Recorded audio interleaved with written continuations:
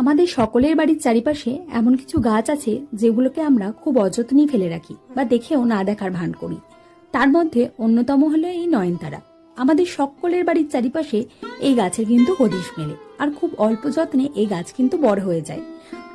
আগে এই ফুলের ব্যবহার কিন্তু একদম দেখা যেত না, শুধুমাত্র পুজোর ফুলের কাজ হিসেবে এর ব্যবহার দেখা যেত।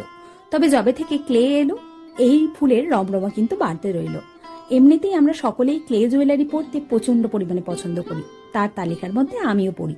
তাই ভাবলাম নয়নতারা ফুলের একজোড়া ইয়াররিংস বানালে মন্দ কিন্তু হয় না। তাই যেমন ভাবনা তেমন কাজ। এই দেখো, কথা বলতে বলতে আমাদের ক্লে জুয়েলারি কিন্তু অনেকটাই রেডি।